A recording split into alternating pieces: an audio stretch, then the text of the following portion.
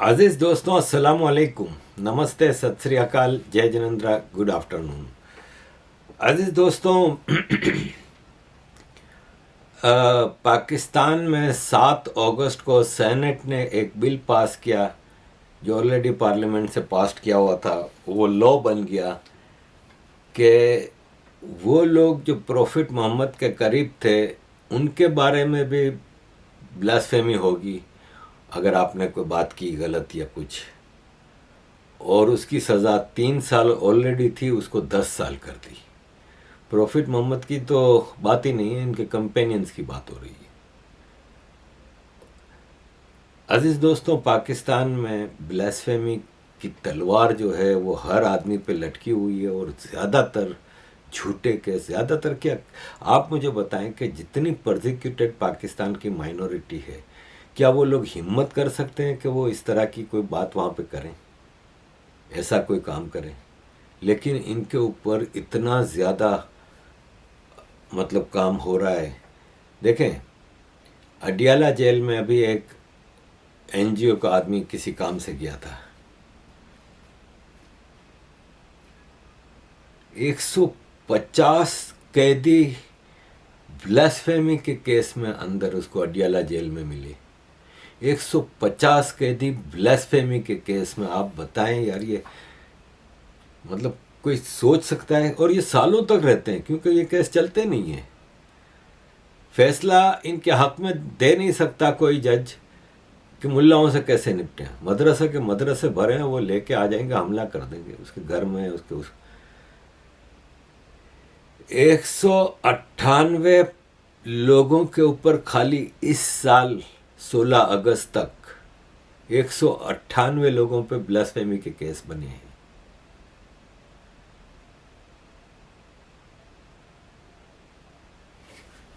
जिसमें 85% मुसलमान हैं, 9% अहमदीज हैं और 4.4% क्रिश्चियंस हैं।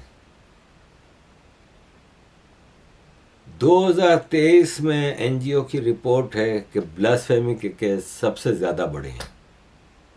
मतलब एक कानून, काला कानून है ये भाई। ब्लास्फेमी यूरोप में अब हो रही है, कुरान जलाने के ये वाक़यात, वो एक रिटेलिएशन है क्योंकि आप लोगों ने हद कर दी है। आपके मुल्क में आप माइनॉरिटीज़ को बिल्कुल आप वो नहीं कर रहे, पनाह नहीं दे रहे या इज्जत नहीं दे रहे। 2023 की रिपोर्ट है, 499 ब्लास्फेमी केस पीटीआई की 3.5 साल की गवर्नमेंट में रजिस्टर हुए। 499 केस, हर तीसरे दिन एक। जनरल परवेज मुशर्रफ के 2000 से लेकर 2007 तक 503 थे केस। अजीज दोस्तों, खौफ और हरास का ये आलम है कि आप सोच नहीं सकते कि कितना भयानक क्रिश्चियनों का हाल है इस वक्त फैसलाबाद और इसके इलाके में। आप ये देखें कि ये पूरी आबादियां, सब घरों में ताले लगे हुए हैं, सब घर छोड़ के भाग गए हैं, चर्च बंद पड़ा है। ये क्रिश्चियनों की आबादी है फैसलाबाद के इलाके में। अब आप मुझे ये बताएं कि पाकिस्तान अपनी माइनॉरिटीज़ के साथ क्या सलूक कर रहा है, कहाँ है? मतलब वो जो सारे जो भारत के मामले में उठ के टूल किटें बना के तो पता नहीं क्या क्या पूरी एक कैंपेन चलती थी, उनकी आंखें बंद है। ये तो इनके अपने क्रिश्चियन हैं। इसके बावजूद आप हालत देखें, घर छोड़ छाड़ के भाग गए हैं। भाई किस माहौल में घर में रहेंगे, इलाके में रहेंगे, जब आप घर से नहीं निकल सकते? घर के अंदर भी आप डर के ही बैठेंगे कि पता नहीं कब कोई आ जाएगा ग्रुप हुजूम और हमला कर देगा। ये चर्च का पादरी है बेचारा, इसको पकड़ के सर पे बंदूक रख दी, बोला कलमा पढ़ो। उसने कहा नहीं, मैं तो जीसस का मानने वाला हूँ, मैं मर जाऊंगा लेकिन जीसस को नहीं छोड़ूंगा। गोली मार दी इसको, पेस्टर। और आपको फिक्र है दूसरे मुल्कों की माइनॉरिटीज़ की? आपको फिक्र है दुनिया जहां के मामलात की। मतलब आप ये देखें कि आज़रबाईजान के काराबाख एक इलाका है जिस पे जॉर्जिया और आज़रबाईजान की जंग चलती रहती है।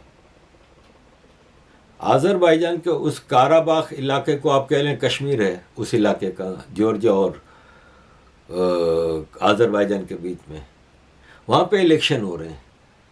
तो पाकिस्तान के ये जो बलोच हैं, हर चीज़ में बलोच बिठाई हुई है ना, मुमताज़ ज़हरा बलोच फरमाती हैं कि हम इस इलेक्शन को नहीं मानते और ये डिस्प्यूटेड रीजन है, इसमें इलेक्शन, जैसे भारत में जब कश्मीर में इलेक्शन होता है तो हम इस इलेक्शन को नहीं मानते। यार अपने मुल्क को संभालो, अपने मुल्क के माइनॉरिटीज़ का हाल देखो, अपने मुल्क के इन मुल्लाओं को, क्रिकेट टीम इज़ मुल्ला, ये देखें, ये लतीफ़, कौन सा लतीफ़ था, इसको हॉलैंड की कोर्ट ने 12 साल की सज़ा दी है, ये पाकिस्तान में बैठा है। हॉलैंड की कोर्ट में इसको 12 साल की सज़ा हुई है। इसने खैरत वेल्देर जो डच पार्लियामेंट का मेंबर है और जो आउट स्पोकन है, इस्लाम के बारे में खुल के बात करता है, इस भाई साहब ने उसको मारने की बाउंटी रखी थी कि मैं इतने पैसे दूंगा, आप लोग मार दें।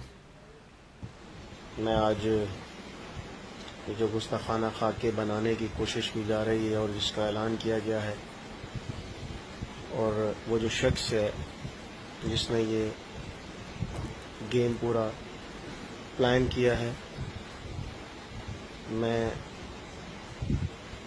बीइंग ए मुस्लिम रसूलुल्लाह सल्लल्लाहु अलैहि वसल्लम की शान में गुस्ताखी करने वाले उस शख्स के सर के ऊपर जितनी मेरी हैसियत है उसके मुताबिक पाकिस्तानी 3 मिलियन रुपीस जो शख्स उसको मारेगा मैं उसको खुद दूंगा। मेरे पास इतने ही है, अगर ये और भी होते तो मैं सारे दे देता। सारे मामलात एक तरफ, रसूलुल्लाह की शान में गुस्ताखी ना कभी कबूल की थी, ना कभी कबूल करेंगे और ना होने देंगे। ला इलाहा इल्लल्लाह मुहम्मद अजीज दोस्तों, माइनॉरिटी के अलावा भी यहाँ पे मेजॉरिटी का भी हाल ख़राब है इस्लाम के नाम पे। मदरसा और मस्जिद गढ़ बन गया है बच्चों के, जो पेडोफिली के, जो बच्चों के रेप के जो गढ़ हैं, वो मस्जिद और मदरसे बने हुए हैं। अजीज़ दोस्तों, ये आदमी है ना, ये ट्रांसजेंडर का केस चला था ना जब, तो उसके खिलाफ इसने प्रोटेस्ट किया था और अपने इलाके का एक मशहूर मौलवी है। इसकी अभी कुछ पिक्चर्स वायरल हुई हैं एक बच्चे के साथ मस्जिद में, मीरपुर माथेलो सिंध। अजीज़ दोस्तों, आप देखें, दाढ़ी, टोपी, टीका, बात बात पे माशाल्लाह सुभान अल्लाह, निशानियाँ हैं हरामीपन की। ये मस्जिद में हो रहा है और ये लाड़काना सिंध, मौलाना कारी शफीक रहमान अपने स्टूडेंट गुलाम मुस्तफ़ा मस्जिद सिद्दीकी के अंदर रेप कर दिया। पुलिस ने केस बना के गिरफ्तार कर लिया।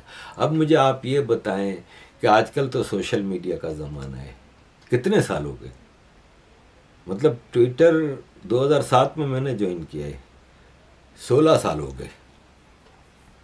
आपने कभी कोई आपकी नज़र से खबर गुजरी हो कि फ़लाँ मौलवी को फांसी की सज़ा हुई या फ़लाँ मौलवी को इतनी सज़ा हुई, इसने मस्जिद में या मदरसे में बच्चे का रेप किया था? कभी आपकी नज़रों से ऐसी कोई खबर गुजरी हो? परवाह ही नहीं है, इसको तो गुनाह मानता ही नहीं है। अगर आप बाकी जो इसकी मतलब आप इस गुनाह की जो तफसील आप जाएं, बच्चे का जो मामला है उसको हटा के भी मस्जिद की भी तो बेहुरमती हुई है, तो ब्लास्फेमी का भी केस बनता है। मस्जिद और मदरसे की भी तो बेहुरमती हुई है ना, ब्लास्फेमी का भी केस बनता है। लेकिन बहरहाल अजीज दोस्तों, थोड़ा आगे बढ़ते हैं। एक प्रिंसिपल पकड़ा गया है एक और स्कूल का, औरतों को, लड़कियों को ब्लैकमेल करता था, उनकी वीडियोस बना के। अजीज़ दोस्तों, बेशुमार ऐसे वाक़यात हैं, मैं आपको डिटेल में क्या बताऊं। कराची में एक मौलवी को मार दिया गया। 46 साला मौलवी जो कि एक मदरसे का चीफ था, इसको गुलिस्तान जौहर में गोलियों से मार दिया, शेख ज़ियाउर रहमान। और गोलियों से भून के मार दिया। ये जिहादी रिक्रूटमेंट सेंटर्स हैं। ये जितने जो मौलवी टारगेट किलिंग में आजकल मारे जा रहे हैं ना, एक तो टीटीपी के जो बम धमाके होते हैं वो अलग चीज़ है। ये जो ख़ास तौर पे कराची, लाहौर और ऐसी जगहों पे जो खामोशी से मदरसे चला रहे हैं, 5 टाइम की नमाज़ पढ़ रहे हैं, मदरसे चला रहे हैं, उन लोगों का टारगेट किलिंग हो रही है। ये सीरियस जिहाद रिक्रूटमेंट सेंटर हैं और इनको बाकायदा टारगेट, खलबली मची हुई है, इनको बाकायदा टारगेट बना के मारा जा रहा है। कौन मार रहा है, किसको पता। अजीज दोस्तों, पाकिस्तान की पीआईए है ना, वो काफ़ी मुश्किल में है। पाकिस्तान की पीआईए को रियाज एयरपोर्ट पे पेट्रोल देने से मना कर दिया गया कि आपके ऊपर इतना लंबा चौड़ा बिल है, कहाँ से दोगे। वो एक गरीब औरत जाती है किसी परचून दुकान वाले के पास, किराने की दुकान के पास, कि थोड़ा उधार में आटा चावल दे दो। वो कहता है तुम्हारा ऑलरेडी इतना उधार चढ़ा हुआ है, वो कौन भरेगा। तो ये बोल के मना कर दिया। दुबई और दम्माम में पाकिस्तान के प्लेनों को पकड़ लिया, बंदी बना लिया, क्योंकि पेट्रोल के बिल नहीं दिए थे इतने लंबे लंबे। अजीज दोस्तों, अब काकड़ है ना, ये कह रहा है कि ये जो पीआईए है इसको प्राइवेटाइज करना पड़ेगा और इसको फौरन बेच देते हैं। अब ये आया है, कहता है जितने अरसे में मैं जितना माल बना लूँ, बेचने में किकबैक आधे से ज़्यादा तो किकबैक में चला जाता है। अपने किसी दोस्त को दिला देंगे। इन्हीं में से आप देखिएगा कोई होगा, या जिसको भी, अगर किसी मिनिस्टर को या किसी पॉलिटिकल फिगर को या किसी बिजनेसमैन को या किसी को भी पीआईए बेचेंगे तो किकबैक इतनी ली जाएगी कि आप सोच भी नहीं सकते। तो अब ये पीआईए नीलाम करने के ऊपर है। पीआईए तो तबाह हो गई है। खुद पीआईए ने अपने प्लेन कई ग्राउंड कर दिए हैं। सिविल एविएशन अथॉरिटी पाकिस्तान की जो है ना, जो सारी एयरलाइन और एयर ट्रांसपोर्ट को, एयर बिजनेस को देखती है, CAA सिविल एविएशन अथॉरिटी, उसने पीआईए को $1 बिलियन इमीडिएटली कल ट्रांसफ़र किया कि आप जल्दी जल्दी ये जो छोटे छोटे पेमेंट हैं ये करके प्लेन तो छुड़वाएं, बदनामी हो रही है। लेकिन पता ये चला कि सिटीजन एविएशन अथॉरिटी के ऊपर पीआईए के अपने कई 100 बिलियन का कर्जा है। लेकिन बहरहाल पीआईए अब तबाह हो गई है और इसको अब बेचने की भरपूर तैयारी हो रही है और फिर इसमें माल बनाया जाएगा और इसका कोई हल नहीं है। एक ज़माना था जिस तरह पाकिस्तान 60s-70s में एशियन टाइगर कहलाता था, इकोनॉमी बूमिंग थी, सब कुछ था। अफगान वार अभी शुरू नहीं हुई थी, तो उस वक्त पाकिस्तान की यूनिवर्सिटीज़ भी बहुत अच्छी जा रही थी। काफ़ी मुल्कों से लोग आके वहाँ पे पढ़ते थे। पाकिस्तान की पीआईए दुनिया की टॉप एयरलाइंस में से एक थी। पाकिस्तान की स्टील मिल पाकिस्तान का एक नाम था। जिस तरह पूरा पाकिस्तान बर्बाद किया गया, ऐसे ही पीआईए भी बर्बाद की गई। पीआईए के पास इतना सरप्लस स्टाफ है कि जब प्राइम मिनिस्टर ने इसकी प्राइवेटाइजेशन का ऐलान किया तो पीआईए की इस जो यूनियन होती है ना, लेबर यूनियन, उसने फौरन कह दिया कि हम हड़ताल कर देंगे। ये भी एक मामला है, क्योंकि एक एक काम के लिए, एक मिसाल है कि एक काम के लिए आपको 4 आदमियों की ज़रूरत है, तो पीआईए में उसकी जगह ये नहीं है कि 4 की जगह 8, 4 की जगह 20, 5-5 गुना सरप्लस स्टाफ, इतना ज़्यादा। जो गवर्नमेंट आ रही है पाकिस्तान में, तो इस वक्त आप देखें पिछले 5 साल में